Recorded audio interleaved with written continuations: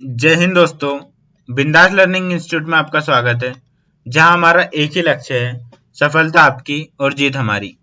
दोस्तों, हमने पॉलिटी की एमसीक्यू सीरीज चालू की थी, जिसमें हम एमसीक्यू के साथ साथ पीवाईक्यू भी कवर कर रहे थे। इससे पहले हम 3 लेक्चर ले चुके हैं।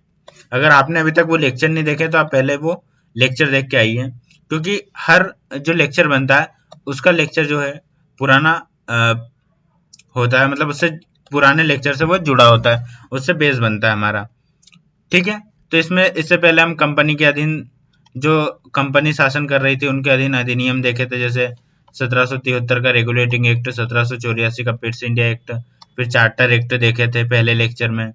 सेकंड में हमने सारे भारत शासन अधिनियम देखे थे 1858 से 1947 तक। फिर पिछले वीडियो में हमने संविधान सभा और संविधान का निर्माण कैसे हुआ वो देखा था। आज के इस वीडियो में हम संविधान सभा से संबंधित कुछ महत्वपूर्ण टॉपिक देखने वाले हैं। आज की जो क्लास है वो बहुत महत्वपूर्ण होने वाली है, क्योंकि हम ऐसे टॉपिक देखेंगे जिससे क्या हर एग्जाम में क्वेश्चन कहीं ना कहीं घुमा फिरा के पूछे ही जाते हैं। ठीक है। तो हमारे कौन कौन से टॉपिक होने वाले आज? संविधान सभा की समितियां, संविधान सभा के प्रमुख स्रोत, संविधान सभा के भाग या फिर संविधान के प्रमुख भाग कौन कौन से हैं, और संविधान के प्रमुख अनुच्छेद। इनसे संबंधित भी हम एमसीक्यू और पीवाईक्यू देखेंगे, और उसी के माध्यम से हम थ्योरी प्लस जो हमारा है एमसीक्यू कवर करेंगे। इसमें हम अधिक फोकस एमसीक्यू पर करेंगे, क्योंकि जो थ्योरी है जैसे संविधान सभा की समितियां हैं, इनको पढ़ाने में समय लगता है, तो लेक्चर थोड़ा लंबा चले जाता है। तो हमें लेक्चर को कम करना है, इसलिए हम थ्योरी तो पढ़ेंगे, लेकिन थ्योरी की एक हम अलग से क्लास भी लेंगे, जिससे कि आपको सारी चीजें अच्छे से समझ आए। ठीक है। और उसे भी हम जो थ्योरी पढ़ेंगे वो ट्रिक बना के पढ़ेंगे, जैसे आप जो संविधान सभा की प्रमुख समितियां है उसकी थ्योरी की क्लास हमने अपलोड कर दी है, वो भी 20 से 30 मिनट की है। आप उसे जाकर देखिए, तो अगर आप उसको देखते हैं तो उसके बाद में आप जो समितियां हैं वो कभी नहीं भूलेंगे। ठीक है। और आज का जो टॉपिक है हम इसे रटेंगे नहीं, इसे वही जैसे कुछ हम फनी उदाहरण लेते हैं उनके हिसाब से याद करते हैं, एक छोटी सी कहानी बनाते हैं, कहानी के माध्यम से याद करेंगे। ठीक है। फिर अभी हम देखते हैं कि सवाल एग्जाम से जो परीक्षा में आएंगे वो बाहर कैसे चले जाएंगे। ठीक है। तो देखो, अब हम शुरू करते हैं। हमारा पहला प्रश्न है, संविधान सभा की निम्नलिखित समितियों पर विचार कीजिए। संघ शक्ति समिति किसकी है? जवाहरलाल नेहरू की। प्रांतीय संविधान समिति किसकी है? सरदार वल्लभ भाई पटेल की। प्रारूप समिति किसकी है? डॉक्टर भीमराव अंबेडकर की। और संचालन समिति किसकी है? डॉक्टर राजेंद्र प्रसाद की। तो इसमें हमें क्या चुनना है? इसमें हमें चुनना है कौन सा युग्म सही सुमेलित है। ठीक है। तो इसमें ऑप्शन दिए हैं केवल एक, केवल 2 और 3, 1 2 3 4, या फिर 1 2 3 4 चारों। इसमें से कौन सा सही है आप मुझे कमेंट में बताइए। देखो, अगर हम जवाहरलाल नेहरू की बात करें तो जवाहरलाल नेहरू किससे जैसे हमारे पीएम थे, और पीएम का संबंध किससे होता है? संघ से होता है। तो संघ और किससे होता है? राज्य। मतलब संघ ही याद करेंगे, क्योंकि जैसे अगर हम संविधान में देखें तो जो है भारत को क्या राज्यों का संघ कहा गया है, तो उस हिसाब से जो हमारा ये राज्य भी क्या है? संघ है। तो जो पीएम होता है, पीएम क्या संघ की देखता है, तो जो हमारे जवाहरलाल नेहरू है वो पीएम है, तो पीएम संघ की सारी व्यवस्था देखेंगे। तो संघ से संबंधित जितने भी समितियां हैं, जैसे 10 में से 8 समितियां किसकी है? जवाहरलाल नेहरू की है। इनकी नहीं है, मतलब इनकी होने से मतलब ऐसा कि ये उस समिति के अध्यक्ष रहे हैं। ठीक है। अगली हमारी प्रांतीय संविधान समिति, सरदार वल्लभ भाई पटेल की। देखो, संघ से संबंधित कौन कौन सी समिति इंपॉर्टेंट है वो देख लेते हैं हम। एक तो संघ शक्ति समिति, दूसरी हो गई हमारी संघ संविधान समिति, और तीसरी हो गई हमारी राज्य समिति। ये जो राज्य समिति थी वो किससे? देशी रियासतों से अधिक संबंधित थी। ठीक है। अगली आते हैं हम प्रांतीय संविधान समिति। प्रांतीय संविधान समिति सरदार वल्लभ भाई पटेल से। देखो, पा से प्रांति हो रहा है और पा से ही पटेल जी हो रहा है, तो एक तो हम ऐसे ट्रिक बनाकर जोड़ के याद कर सकते हैं। ठीक है, और देखो प्रांत का मतलब क्या होता है, राज्य। तो उस समय क्या, जो सरदार वल्लभ भाई पटेल थे, हम मान लेते हैं कि वो सीएम थे, जवाहरलाल नेहरू पीएम तो सरदार वल्लभ भाई सीएम। तो जितने भी जैसे राज्य के समिति के जितने भी काम है वो कौन, सीएम संभालता है। तो वैसे ही सरदार वल्लभ भाई राज्य मतलब प्रांतीय समिति। इसके अलावा इनकी एक समिति और थी, सलाहकार समिति। ठीक है, इसे हम आगे डिटेल में देखेंगे। इसके बाद में अगला आता है हमारा प्रारूप समिति, जिसके अध्यक्ष कौन थे, डॉक्टर भीमराव अंबेडकर। ठीक है, उसके बाद में है संचालन समिति। संचालन समिति के अध्यक्ष है डॉक्टर राजेंद्र प्रसाद। डॉक्टर राजेंद्र प्रसाद की और भी समिति थी, जैसे नियम समिति, उसके बाद में संचालन समिति, वित्त समिति, और उसके बाद में एक और थी हमारी कर्मचारी समिति। वित्त प्लस कर्मचारी एक ही थी। ठीक है, देखो इतनी समिति तो थी। अब हम इन्हें, कल भी हमने एक अच्छी से ट्रिक के माध्यम से पूरी डिटेल में इन्हें पढ़ा था, आज भी हम इन्हें देख लेते हैं। अब हम कैसे याद करेंगे चारों समितियों को। देखो मान लेते हैं कोई भी एक बड़े घर में शादी हो रही है या फिर एक बहुत बड़ी शादी हो रही है, तो शादी में जो लोग हैं वो क्या अलग अलग काम के लिए अलग अलग को बुलाएंगे। ठीक है, या फिर अलग अलग कमेटी बुलाएंगे, जैसे केटरिंग का काम कौन संभालेगा, टेंट हाउस का कौन संभालेगा, ये सारी चीजें अलग अलग व्यक्ति को दी जाएगी। अगर एक ही व्यक्ति को दी जाएगी तो उसके ऊपर बहुत सारा बोझ बढ़ जाएगा, तो वो क्या बोल देगा कि भाई साहब तुम्हारी शादी तो बाद में करते रहना, मैं तो जा रहा हूँ। तो ऐसा होगा, इसलिए क्या अलग अलग व्यक्ति को अलग अलग जिम्मेदारी देनी पड़ती है। ऐसे ही हमारी समिति बनी, ऐसे ही तो यही काम था हमारी समिति का। तो देखो इस पे ये समिति तो बन गई थी, इसमें कौन कौन आए, नेहरू जी, सरदार वल्लभ भाई पटेल, अंबेडकर जी, और उसके बाद में राजेंद्र प्रसाद जी। तो देखो नेहरू जी क्या बोलते, भाई जो मेन काम है, मतलब जैसे केंद्र का काम है, तो केंद्र का काम मैं संभालूंगा। तो जो नेहरू जी है, नेहरू जी को क्या संघ से संबंधित सारी समिति मिल गई। इस पर सरदार पटेल बोलते हैं अगर तुम संघ या मतलब केंद्र का संभाल दो तो मैं राज्य का संभालूंगा। तो राज्य संबंधी मतलब प्रांत की जो समिति है वो पटेल जी को मिल गई। अंबेडकर जी बोल रहे भाई तुमको जो करना है वो करो, मैं जब तक अपना जो ड्राफ्ट तैयार कर लेता हूँ, ड्राफ्ट तैयार कर लेता हूं। तो ड्राफ्ट से हो गया हमारी ड्राफ्टिंग समिति या फिर प्रारूप समिति। ठीक है, उसके बाद में राजेंद्र प्रसाद क्या बोलते हैं, ठीक है आप आपका काम करो, मैं क्या ऑफिस खोल लेता हूं।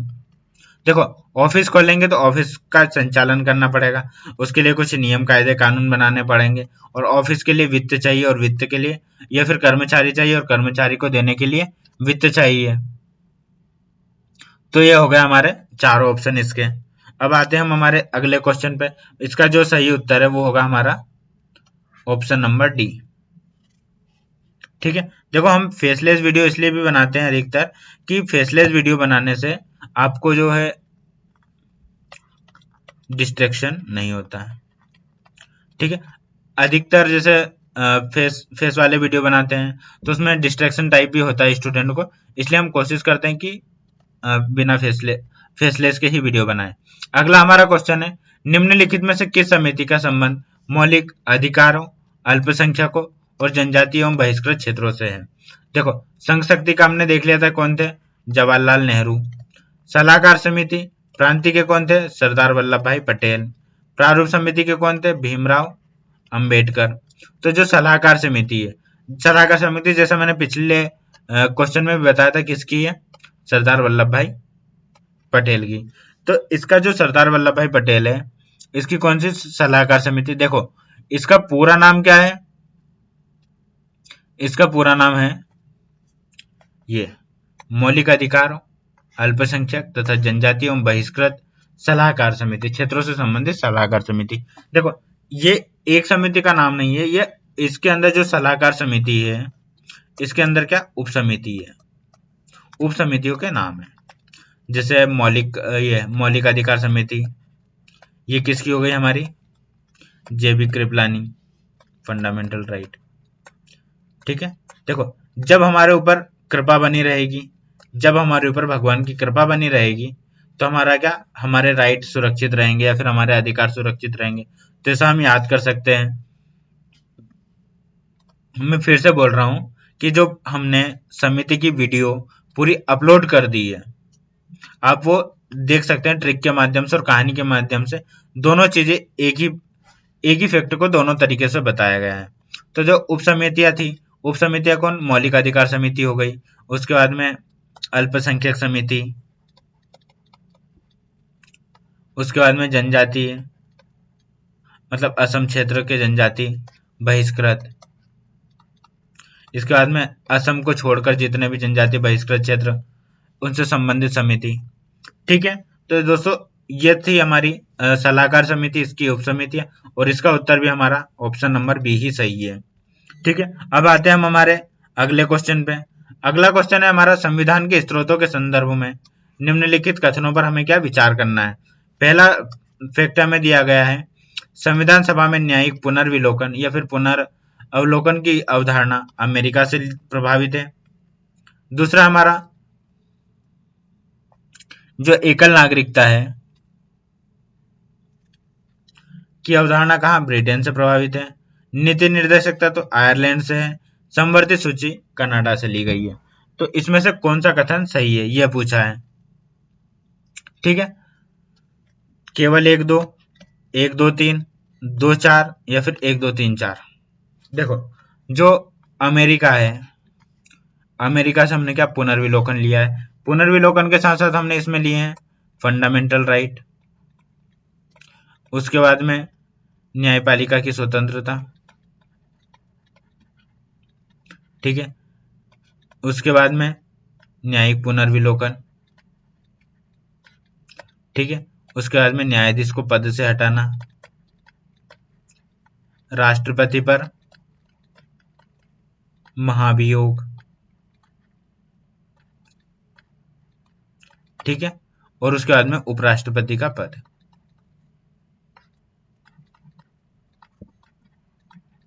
ठीक है, इतनी चीजें हमने अमेरिका के संविधान से ली है। अब हम इसे कैसे याद कर सकते हैं? देखो, जो अमेरिका है, ठीक है, कौन है हमारा? अमेरिका।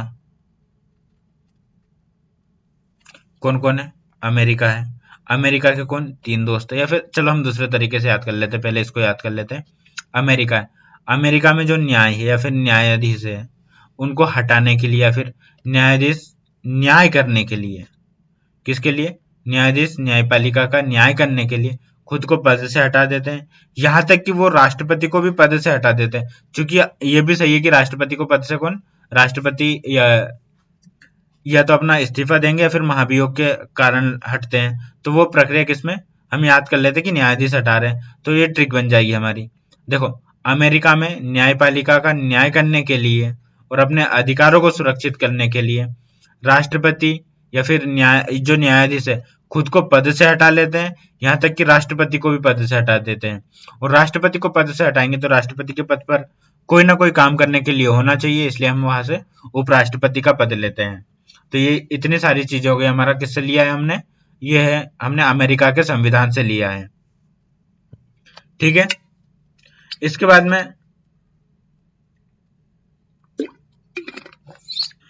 अगला हमारा क्वेश्चन है, सॉरी फैक्ट है, एकल नागरिकता की अवधारणा ब्रिटेन से प्रभावित है।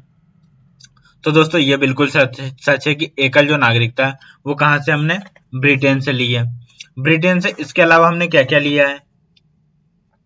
इसके अलावा हमने यहां देख लेते हैं, ब्रिटेन से संसदीय व्यवस्था। ठीक है, सेकंड में एकल नागरिकता, विधायी प्रक्रिया, उसके बाद में मंत्रिमंडल प्रणाली, उसके बाद में संसद के विशेष अधिकार या फिर संसदीय विशेष अधिकार। ठीक है, इसके बाद में द्विसदनवाद, उसके बाद में परमाधिकार रीट, और उसके बाद में राज्याध्यक्ष का प्रतीकात्मक।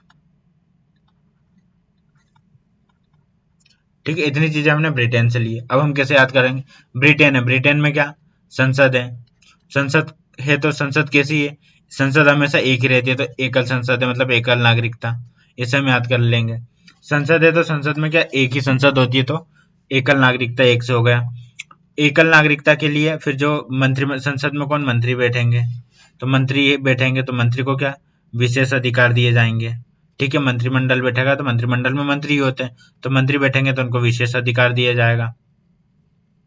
ठीक है, विशेष अधिकार देने के बाद क्या कानून बनाएंगे। वो कानून बनाते तो आपको पता है कि जो कानून है लोकसभा राज्यसभा दो सदन में जाता है, तो दो सदन में जाता है तो उससे हो जाएगा हमारा द्विसदनवाद।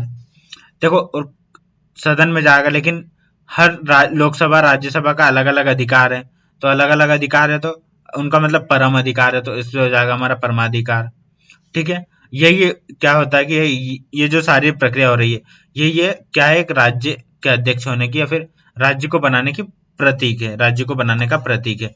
तो प्रतीक से हमारा हो जाएगा प्रतीकात्मक। ठीक है, ब्रिटेन में क्या संसद है, संसद कितनी है? एक ही है। संसद में बैठने के लिए मंत्री चाहिए, मंत्री कानून बनाएंगे, तो कानून बनाएंगे तो वो पहले मंत्री को अधिकार देंगे, विशेष अधिकार देंगे, विशेष अधिकार देंगे तो वो कानून बनाएंगे, कानून बनाने के बाद वो दो सदन में जाता है, जहां हर सदन को अपना परम अधिकार है, परम अधिकार है तो वो मतलब अधिकार पारित कर देंगे, उसके बाद में यही जो राज्य उसका प्रतीक होता है। ठीक है, अगला हमारा नीति निर्देशक तत्व आयरलैंड से लिए गए। यह कथन भी बिल्कुल सही है। देखो, जो आयरलैंड से है नीति निर्देशक तत्व तो लिए हैं, इसके अलावा क्या क्या लिया है? इसके अलावा जो है हमारा, यहाँ देख लेते हैं। देखो, पहला क्या है? डीपीएसपी अर्थात नीति निर्देशक तत्व।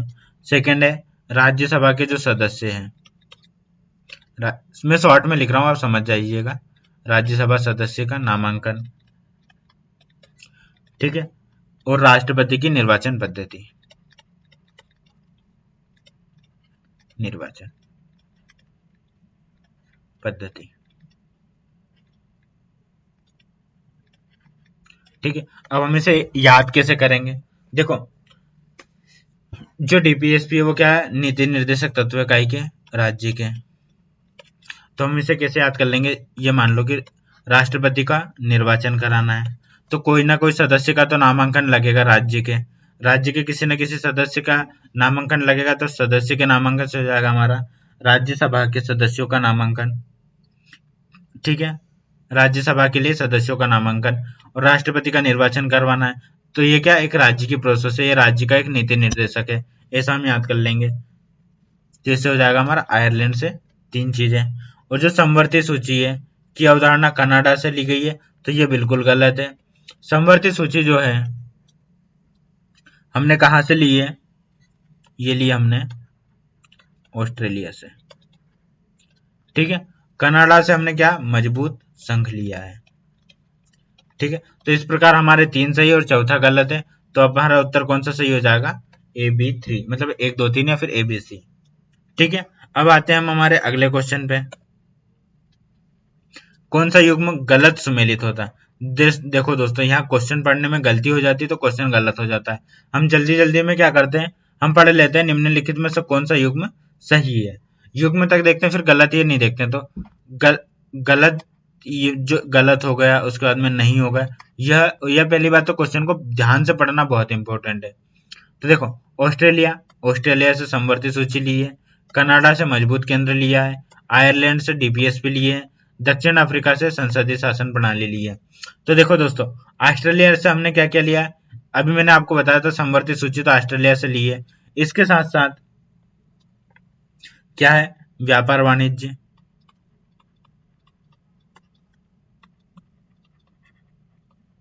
समागम की स्वतंत्रता। ठीक है, देखो दोस्तों, लिखने में थोड़ा इधर उधर हो जाता है, आप सिर्फ आवाज को सुनिए और उसे समझिए, वो इम्पोर्टेंट है हमारे लिए। आपको कंटेंट तो कहीं से भी मिल जाएगा, बहुत सारी जगह होती है, लेकिन समझना बहुत इम्पोर्टेंट है। इसके अलावा संसद के दोनों सदस्य संयुक्त बैठक। ठीक है, देखो अब हम इसे कैसे याद कर लेंगे? कहीं भी बैठक होती है, बैठक होती है तो किसको लेकर बैठक हो रही है? व्यापार वाणिज्य और समागम को लेकर, समागम की स्वतंत्रता को लेकर बैठक हो रही है। तो कोई भी जैसे कहीं भी बैठक हो रही है तो उनके लिए क्या, चाय बुलाएंगे। ठीक है, चाय बुलाएंगे, काय में बुलाएंगे, ट्रे में बुलाएंगे। या फिर सीधी बात याद करो, ऑस्ट्रेलिया में क्या, एक संयुक्त बैठक हो रही है जो कि व्यापार वाणिज्य और समागम पर स्थित है, मतलब समागम के जो टॉपिक है उस पर केंद्रित है। और उसके बाद में उनके लिए ट्रे में चाय लाई जाती है। तो चाय कैसी होती है, सभी को समान रूप से या समवर्ती सूची या फिर समान चाय दी जाती है। तो समान चाय दी जाती है तो समवर्ती सूची। कनाडा आता है हमारा अगला। कनाडा में मजबूत केंद्र वाली या फिर सशक्त संघ वाली सरकार है, तो संघीय व्यवस्था, तो उस वहां से हमने यह चीजें ली है। इसके साथ साथ और क्या लिया है, राज्यपाल की नियुक्ति, ये केंद्र द्वारा ही है ना, राज्यपाल नियुक्ति। इसके बाद में जो है अवशिष्ट शक्ति केंद्र में निहित। ठीक है, उसके बाद में आते हैं हम, और एक और था, क्या है वो, सुप्रीम कोर्ट का परामर्शी न्याय निर्णय। सुप्रीम कोर्ट का परामर्श न्याय निर्णय। ठीक है, देखो राज्य की पहला तो मजबूत केंद्र है, तो केंद्र मजबूत है, तो केंद्र मजबूत है तो क्या होगा, जो राज्य है, राज्यपाल है, उसकी नियुक्ति करेगी केंद्र। और जितनी भी अवशिष्ट शक्ति है वो कहाँ, केंद्र में निहित होगी। सुप्रीम कोर्ट का परामर्श इसके लिए जरूरी है। ये तीन चीजें होकर हम हमारा कनाडा का संविधान कनाडा से जो स्रोत लिया है वो याद कर सकते हैं। दोस्तों हम जो है संविधान के स्रोत, उसके बाद में संविधान के भाग पर भी एक सेपरेट वीडियो बना देंगे जो कि हर एग्जाम के लिए इम्पोर्टेंट होगा। उसमें हम जो इसे ट्रिक के माध्यम से ही याद करेंगे और एक कहानी के माध्यम से ही याद करेंगे। ठीक है, अगला हमारा दक्षिण अफ्रीका। तो दक्षिण अफ्रीका से क्या, संसदीय शासन प्रणाली नहीं ली गई है। वो मैंने अभी आपको बताया था कि संसदीय शासन प्रणाली कहाँ से ली गई है, तो ब्रिटेन से ली गई है। और आयरलैंड से डीपीएसपी लिए गए हैं। तो दक्षिण अफ्रीका से क्या लिया गया है, तो दक्षिण अफ्रीका से दो चीजें ली गई है। एक तो है संविधान संशोधन और दूसरा है हमारा संशोधन, और दूसरा है हमारा राज्यसभा के सदस्यों का निर्वाचन। ठीक है,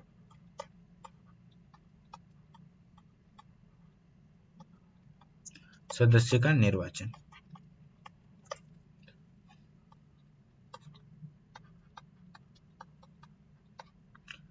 देखो हमने पिछले जो उसमें पढ़ा था, राज्यसभा के सदस्यों का नामांकन वो कहाँ है, आयरलैंड में। लेकिन निर्वाचन जो है वो कहाँ है, दक्षिण अफ्रीका में है। ठीक है, और संविधान संशोधन है। तो अब आते हैं हम हमारे अगले प्रश्न पे। भारतीय संविधान के निम्नलिखित भागों में से कौन सा युग्म सही है? ठीक है, हम देख लेते हैं।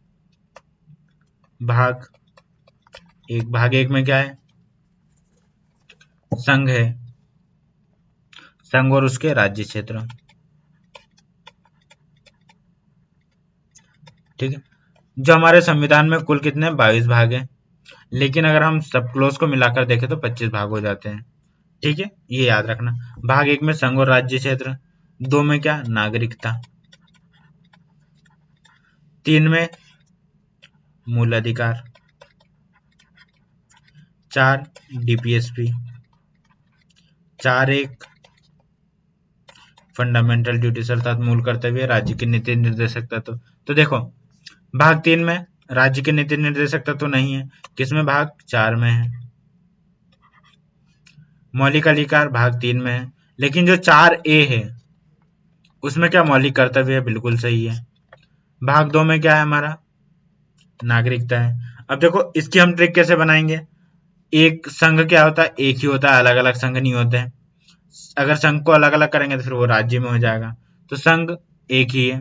दो में नागरिक, जो संघ है उसमें कितने लोग रहते हैं, दो लोग रहते हैं। कौन कौन, एक पुरुष एक महिला, मेल और फीमेल, ऐसा हम याद कर सकते हैं। उनको फिर क्या देंगे, मेल फीमेल रह रहे हैं तो उनको अधिकार देंगे, उनको नीति निर्देशक तत्व देंगे, और इन दोनों का पालन करना उनका क्या कर्तव्य होगा, तो फंडामेंटल ड्यूटी हो गया। ठीक है, इसका भी सेपरेट वीडियो हम बना देंगे अलग से। इसके बाद में दोस्तों हमारी एमपी पुलिस की स्कोर बूस्टर टेस्ट सीरीज चल रही है, जिसमें आपको 70 टेस्ट मिलेंगे, जिसमें 60 टॉपिक वाइज में भी आपको 50 टेस्ट मैथ्स और रीजनिंग के मिलेंगे, 10 टेस्ट आपको जीएस वगैरह के मिलेंगे, और इसके अलावा 10 एफएलटी मिलेगी। ये पूरा विस्तृत व्याख्या के साथ मिलेगा, परीक्षा पैटर्न पर पूरा आधारित है, और जो कि मात्र 49 रुपीज में मिलने वाला है आपको। आते हैं हमारे अगले प्रश्न पर। अगला हमारा प्रश्न है, निम्नलिखित में से किस अनुच्छेद को मौलिक अधिकारों के प्रवर्तन के लिए हेतु सर्वोच्च न्यायालय जाने का अधिकार प्रदान करने वाला माना जाता है? कौन सा अनुच्छेद है वो, बताइए आप।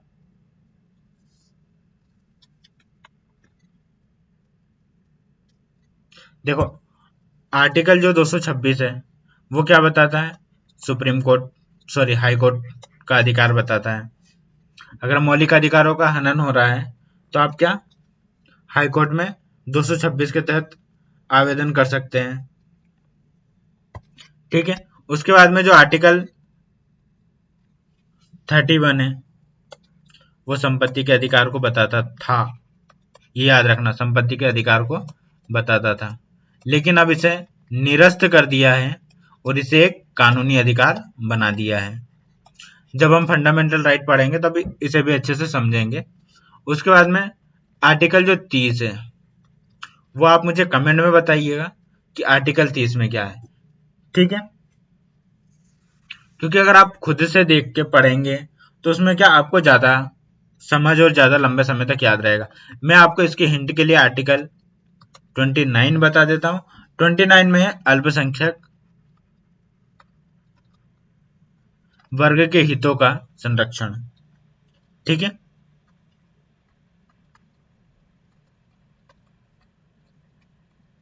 ठीक है, उसके बाद में आते हैं जो आर्टिकल 32 है। आर्टिकल 32 में हमारा जो है सर्वोच्च न्यायालय जाने का अधिकार है। अगर हमारे मौलिक अधिकारों का हनन होता है तो हम इसके तहत सर्वोच्च न्यायालय में जा सकते हैं। तो इसका आंसर हो जाएगा हमारा आर्टिकल 32, जो कि जिसमें है संवैधानिक उपचारों का अधिकार। ठीक है,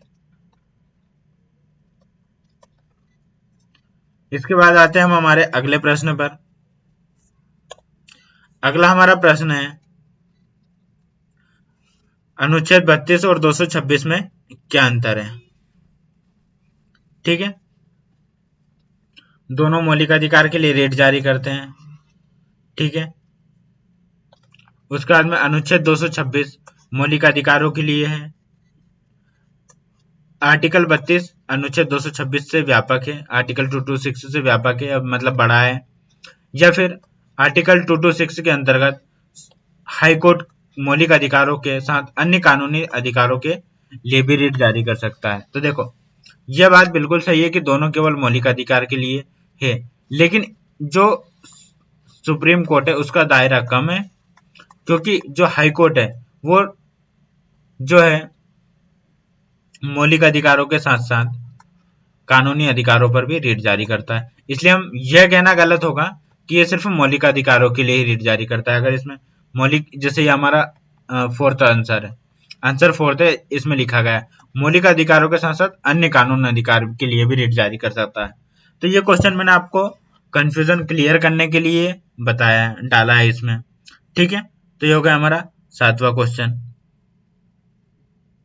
अब आते हैं हम हमारे अगले क्वेश्चन पर। निम्नलिखित में से जो कौन सा अनुच्छेद है संविधान के मूल ढांचे के संदर्भों में विशेष रूप से महत्वपूर्ण है? ठीक है, देखो, आर्टिकल 13 में क्या है, विधि की परिभाषा हमेशा याद कर लेते हैं, क्योंकि इसमें 3-4 चीजें दी गई है, अलग अलग चीजें। क्योंकि इसमें जो है अगर कोई व्यक्ति दंड या अपराध करता है या फिर कोई ऐसा कानून बन जाता है, जैसे पृथक्करण सिद्धांत हो गया, 3-4 सिद्धांत है इसके अंतर्गत। तो विधि की परिभाषा में क्या क्या शामिल है, अलग अलग सब क्लोज है इसके, मेन रूप से इसका जो है हम टाइटल क्या देख सकते हैं, इसका हम टाइटल दे सकते हैं, जैसे उदाहरण से मैं आपको बताता हूं।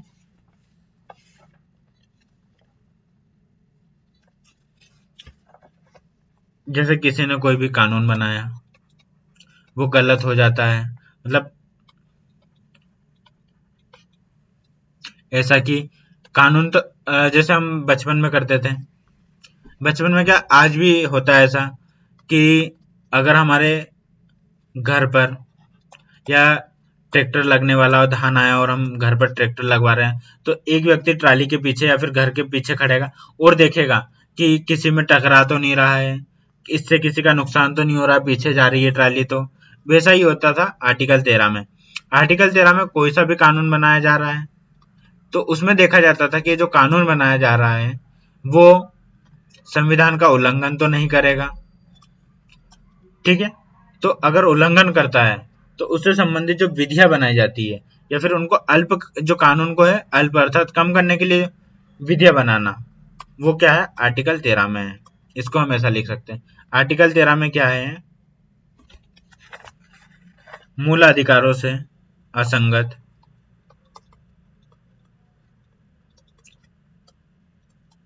और कम करने वाली, अल्प करने वाली विधि, विधि मतलब कानून, ठीक है। तो ये हमारा इससे संबंधित है। इसमें मैंने जैसा कि आपको बताया अलग अलग सिद्धांत है, न्यायिक पुनर्विलोकन का सिद्धांत हो गया, पृथक्करण का सिद्धांत, भावी प्रवर्तन का सिद्धांत या फिर आच्छादन का सिद्धांत। आर्टिकल 32 हमने देखा था संवैधानिक उपचार का अधिकार है। आर्टिकल जो 368 है, 368 हमारा सही उत्तर होगा क्योंकि इसमें जो दिया है संविधान के मूल ढांचे के संदर्भ में विशेष रूप से इसका बहुत महत्व है, ठीक है, मतलब संविधान संशोधन है इसमें, ठीक है। अब जो आर्टिकल 395 में, आप मुझे बताइए कि 395 में क्या है। जो 395 है हमारा लास्ट का आर्टिकल है, ठीक है। तो आप देखकर बताइए कि ये इसमें क्या है। देखो बताने को मैं भी बता सकता हूं लेकिन यह है कि आपका रिवीजन होगा, आप उसे ज्यादा समय तक याद रखोगे। अगला हमारा क्वेश्चन है, निम्नलिखित में से कौन सा कथन अनुच्छेद 13 के संबंध में सही है। तो यह राष्ट्रपति के निर्वाचन से संबंधित है, यह मौलिक अधिकारों के विरुद्ध कानूनों को अमान्य करने की व्यवस्था से संबंधित है, यह डीपीएसपी तत्वों को लागू करता है, संविधान संशोधन की प्रक्रिया है। देखो संविधान संशोधन की हमने देखा था 368 में, डीपीएसपी हमारे चालू होते हैं 36 से 51 तक, राष्ट्रपति का निर्वाचन हमारे 54 में है। उसके अलावा जो आर्टिकल 13 है, अभी हमने देखा था कि मौलिक अधिकारों के विरुद्ध कानून जो बनाए जाते हैं उनको अमान्य करने की व्यवस्था है, तो इसका हमारा बी उत्तर सही होगा। अगला हमारा क्वेश्चन है, निम्नलिखित में से किस अनुच्छेद को संविधान का संरक्षक कहे जाने वाला सर्वोच्च न्यायालय से संबंधित रिट जारी करने की शक्ति से सीधे जोड़ा जाता है, ठीक है। क्या हमारा क्वेश्चन, निम्नलिखित में से किस अनुच्छेद को संविधान का संरक्षक कहे जाने वाले सर्वोच्च न्यायालय, इसमें देखो एक फैक्टर तो यही कवर हो गया हमारा, संविधान का संरक्षक किसे कहा जाता है, सर्वोच्च न्यायालय को कहा जाता है, कि रिट संबंधित शक्ति से सीधे जोड़ा जाता है, ठीक है। तो अभी हमने सभी देखे ही हैं आर्टिकल, चलो मैं इनके अलग अलग आर्टिकल है, इसका उत्तर तो आपको भी पता होगा कि 32 है, ठीक है। उसके अलावा अगर हम बात करें आर्टिकल जो 50 है, आर्टिकल 50 हमारा किससे संबंधित है, डीपीएसपी से संबंधित है, और इसमें क्या क्या कहा गया है, कार्यपालिका और न्यायपालिका का पृथक्करण, ठीक है। जब हम फंडामेंटल राइट या फिर डीपीएसपी देखेंगे तब इनके आर्टिकल को हम अच्छे से याद करेंगे ट्रिक बना के कि किसमें क्या है, तब अच्छे से याद हो जाएगा। अभी सिर्फ इतना याद रखो, आर्टिकल 50 में क्या है, कार्यपालिका और न्यायपालिका का पृथक्करण, जैसे कैसे हो जाएगा, जैसे किसी के पास 100 रुपए थे, अब दोनों का अलग अलग कर दिया कार्यपालिका और न्यायपालिका, तो इनके क्या 50-50 आया, तो आर्टिकल 50 में हमारा क्या होगा, कार्यपालिका और न्यायपालिका का पृथक्करण, ठीक है। इसके बाद में अगर हम बात करें 143 की, तो 143 में क्या है, 143 का मतलब वो नहीं है जो आप सोच रहे हैं, इसमें है सुप्रीम कोर्ट से परामर्श करने की, सुप्रीम कोर्ट से परामर्श करने की जो प्रेसिडेंट अर्थात राष्ट्रपति की शक्ति, ठीक है। उसके बाद में आर्टिकल जो 136 है, इसका आप मुझे बताइए कमेंट में कि क्या है। आर्टिकल 137 का मैं आपको बता देता हूँ क्या है। आर्टिकल 137 में हमारा सुप्रीम कोर्ट की न्यायिक पुनर्विलोकन की शक्ति, ठीक है।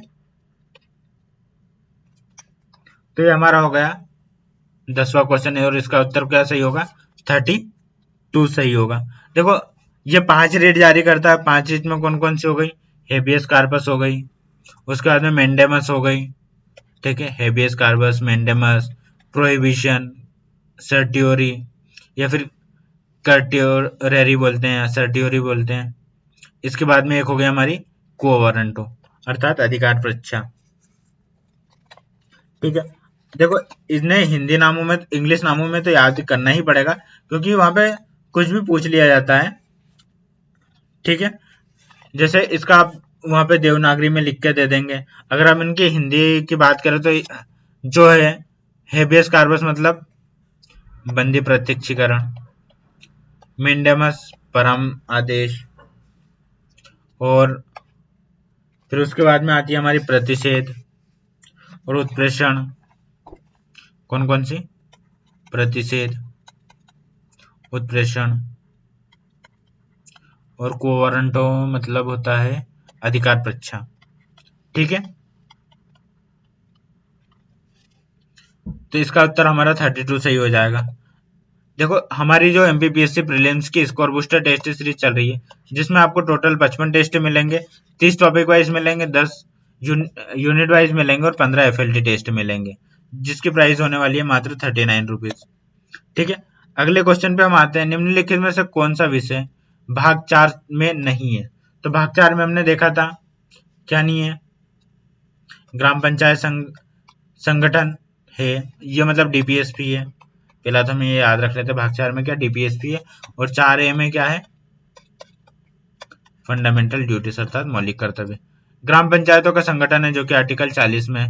समान नागरिक संहिता है जो कि आर्टिकल 44 में है। आर्टिकल 48 में पर्यावरण संरक्षण से संबंधित है, लेकिन मौलिक कर्तव्य है वो 51A में है, ठीक है। तो इसका उत्तर हमारा क्या सही हो जाएगा, डी उत्तर सही हो जाएगा, ठीक है। ये अभी हमने देखा आर्टिकल 40, 44, 48 का संबंध किससे है, तो पंचायत, समान नागरिक संहिता और पर्यावरण संरक्षण से है। आर्टिकल सॉरी अगला क्वेश्चन आता है हमारा 13 नंबर का, इन्हें 42 जो मौलिक कर्तव्य है उन्हें निम्नलिखित कथनों पर विचार कीजिए। इन्हें 42वें संविधान संशोधन के द्वारा जोड़ा गया, ठीक है। उसके बाद में इनकी प्रेरणा सोवियत संघ से के संविधान से ली गई है, ठीक है। निम्नलिखित में से इन्हें मूल संविधान में शामिल किया गया है, बिल्कुल सही है। वर्तमान में इनकी संख्या 11 है, यह भी बिल्कुल सही है। देखो जो है हमारा 42वें संविधान संशोधन 1976 के द्वारा किसकी समिति पर, सरदार स्वर्ण सिंह समिति, ठीक है। उनकी सिफारिश पर 10 मौलिक कर्तव्य जोड़े गए, फंडामेंटल ड्यूटीज जोड़ी गई, यह बिल्कुल सही है। इसकी प्रेरणा हमने कहां से ली है, तो सोवियत संघ अर्थात रूस से ली है, यह कथन भी बिल्कुल सही है, ठीक है। इसके बाद में इन्हें क्या, अभी हमने देखो यहीं ऊपर देखा मूल संविधान में शामिल है, तो मूल संविधान में कहां से शामिल होगा, जब इसे 42वें संविधान से जोड़ा, तो ये हमारा गलत हो जाएगा। वर्तमान में इनकी संख्या 11 है। देखो 10 तो इस समय बन गए थे, लेकिन अगला हुआ 86वां संविधान संशोधन, कब हुआ, 2002 में, जब एक मौलिक कर्तव्य और जोड़ा गया, तो अब इनकी संख्या वर्तमान में 11 हो गई है। तो इसका आंसर हो जाएगा हमारा 1, 2, 4, तो ऑप्शन नंबर बी सही है। निम्नलिखित में से कौन सा अनुच्छेद शिक्षा के अधिकार से संबंधित है। आर्टिकल 21 की बात करें तो आर्टिकल 21 हमारा संबंधित है जीवन जीने की स्वतंत्रता, ठीक है। जो आर्टिकल 21 है वो शिक्षा के अधिकार से संबंधित है। आर्टिकल 45 भी शिक्षा के अधिकार से संबंधित है, लेकिन ये क्या बोलता है, 0 से 6 वर्ष से जो कम वर्ष की आयु है उनको बाल्यावस्था में शिक्षा के लिए प्रावधान है, 6 से कम के।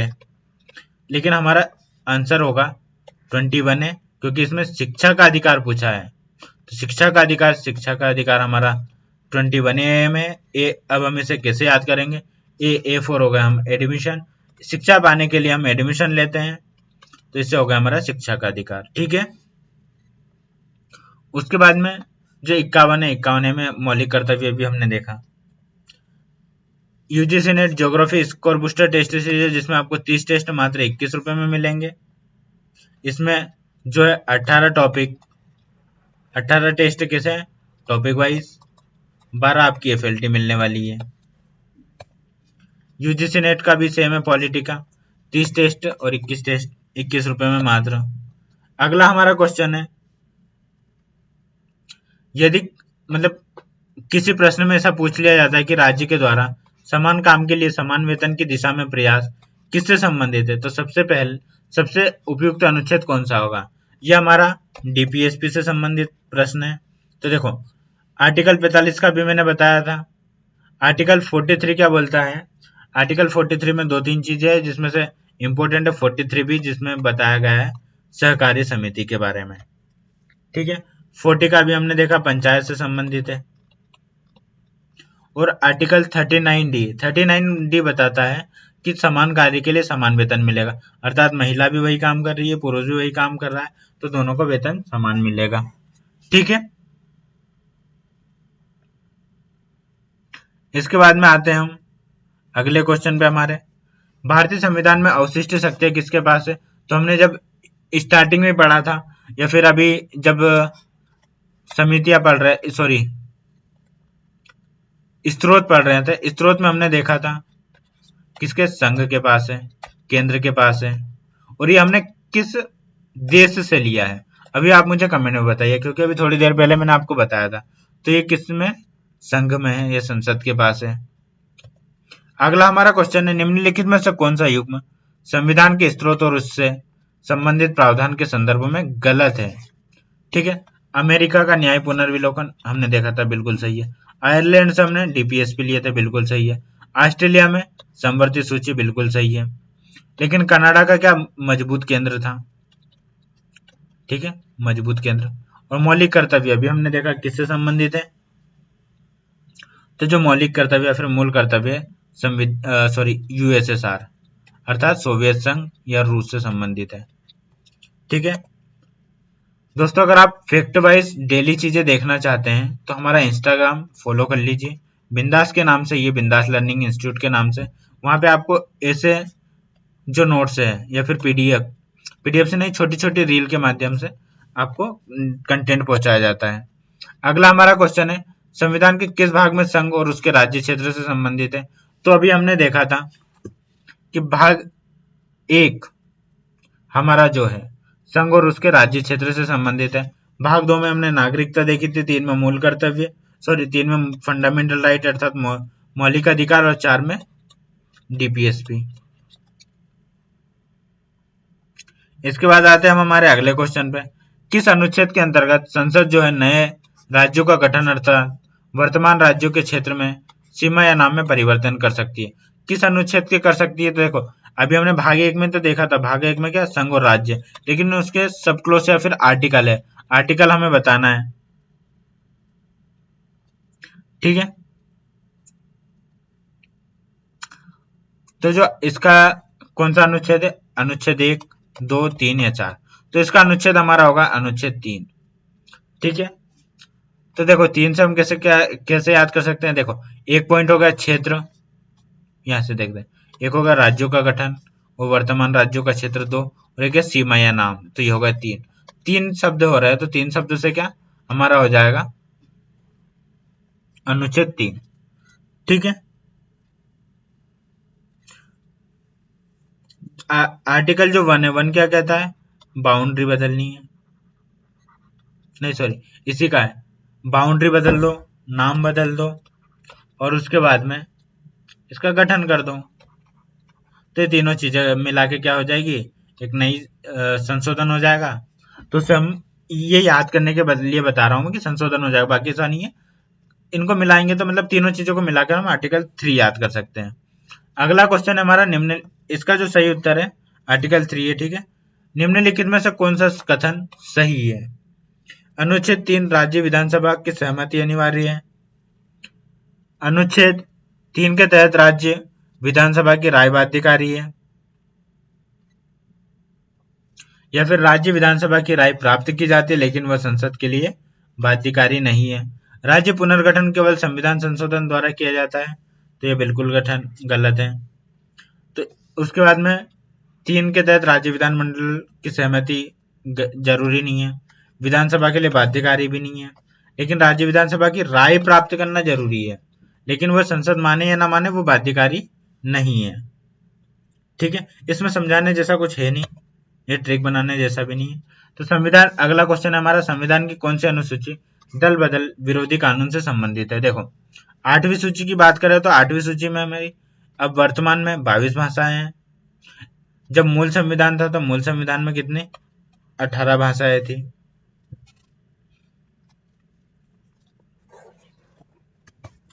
मूल संविधान में हमारी कितनी भाषाएं थी, तो मूल संविधान में हमारी 18 नहीं 14 भाषाएं थी। ठीक है, कितनी थी 14। 14 के बाद में वर्तमान में 22 भाषा हो गई। 9वीं सूची हमारी किससे संबंधित है, भू राजस्व या संपत्ति के अधिकार से संबंधित है। 10वीं सूची हमारी दल बदल से संबंधित है। देखो हमें संपत्ति चाहिए, भूमि सुधार करना है, तो भूमि सुधार करना है क्या हमें, तो हमें नो मतलब नहीं करना है। आजकल सभी जॉब एरिया में जा रहे हैं तो भूमि सुधार हमें नहीं करना है, तो नो से ये याद करने के लिए हम देख रहे हैं। नो मतलब 9 से हो जाएगा हमारी 9वीं अनुसूची। 10 से हो जाएगा 10 से दल बदल, 10 से 10वीं सूची और 10 से ही दल बदल, तो हो गए 10वीं। 11वीं सूची हमारी पंचायत से संबंधित है। 12वीं हमारी सूची किससे संबंधित है, नगर पालिका से संबंधित है। ठीक है, तो ये हमारी सूची हो गई। जो वीडियो को ऐसा लगेगा कि पर्टिकुलर ट्रिक बना के बताना है, कम समय में तो हम उनकी ट्रिक बनाकर उनका वीडियो अपलोड कर देंगे, आप देखना, तो आपको बेनिफिट होगा उससे। निम्नलिखित में से कौन सा अनुच्छेद राष्ट्रपति के निर्वाचन से संबंधित है। ये देखो निर्वाचन से संबंधित, इसकी भी हम ट्रिक बनाकर याद करेंगे। जैसे कैसे 52 है, 52 में ये 2 कैसा दिख रहा है, राज ऐसा दिख रहा है, तो इससे हो जाएगा हमारा राष्ट्रपति। ये 5 3 3 कैसा दिख रहा है, कितने वर्ड है, 3 है, तो 3 में हो जाएगा हमारा शक्ति, कार्यपालिका शक्ति। शक्ति में कितने 1 2 3। अगला हमारा निर्वाचन 4 में, 4 कितने शब्द है, निर्वाचन 4 शब्द है। 55 में पद्धति है, देखो 5 से 5 और 5 से पद्धति, 5 6 साल का इनका कार्यकाल होता है। ठीक है, इसके बाद में 5 7 इन्हें सताओ मत, मतलब पुनर्निर्वाचन मत करवाओ। 5 8 में क्या अहर्ताएं, मतलब इनकी योग्यताएं। तो हमसे क्या पूछा है, राष्ट्रपति का निर्वाचन कितने में, आर्टिकल 54 में है। देखो ऐसे ट्रिक बनाकर हम सारे आर्टिकल याद कर लेंगे, आपको परेशान, दुख दर्द पीड़ा टेंशन डिप्रेशन में जाने की कोई जरूरत नहीं है। निम्नलिखित में से कौन सा अनुच्छेद और विषय युग्म सही नहीं है, अनुच्छेद और विषय चुनना है। राष्ट्रपति महाभियोग सही है, ये पूछा है। ठीक है, राष्ट्रपति महाभियोग कब लगता है, 61 में। 72 में प्रधानमंत्री की नियुक्ति, 76 में नियंत्रक महालेखा परीक्षक, 148 में महान्यायवादी। तो देखो जो हमारा 148 है, 148 में क्या है हमारा सीएजी है। 76 में क्या है हमारा अटॉर्नी जनरल या फिर महान्यायवादी है। ठीक है, आर्टिकल 61 में क्या हमारा राष्ट्रपति पर महाभियोग है, तो इसका हमारा कौन सा उत्तर सही हो जाएगा, इसका उत्तर हो जाएगा हमारा सही राष्ट्रपति पर महाभियोग। आर्टिकल 72 में आपको बता देता हूं, इसमें राष्ट्रपति की क्षमा दान शक्ति है। ठीक है, या फिर क्या बोल सकते हैं हम, पार्डन राइट या फिर पार्डन पावर। आप मुझे कमेंट में बताइए कि प्रधानमंत्री की नियुक्ति किस आर्टिकल में है की जाती है। अगला हमारा क्वेश्चन है, निम्नलिखित में से कौन सा युग्म गलत है। तो 76 का भी हमने देखा महान्यायवादी, 148 में सीएजी, इसमें 280 में वित्त आयोग, 324 में निर्वाचन आयोग, ये चारों मतलब सही है। इसमें ऐसे क्वेश्चन एग्जाम में पूछे जाते हैं, इसलिए मैंने डाल दिए ताकि आपको प्रैक्टिस रहे, अब वहां कंफ्यूजन ना हो कि चारों सही है नहीं है। तो ऐसे क्वेश्चन भी एग्जाम में पूछे जाते हैं।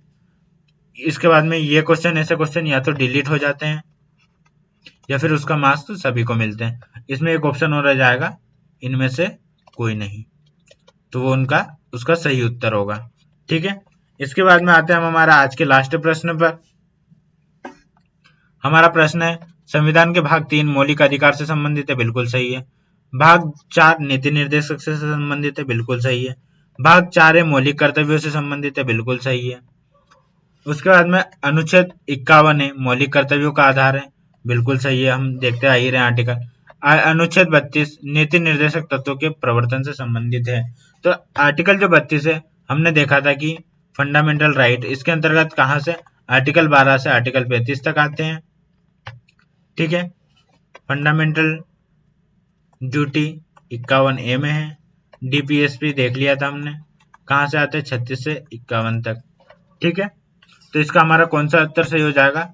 इसका उत्तर हमारा सही हो जाएगा बी वाला। कौन सा उत्तर सही हो जाएगा हमारा? बी उत्तर।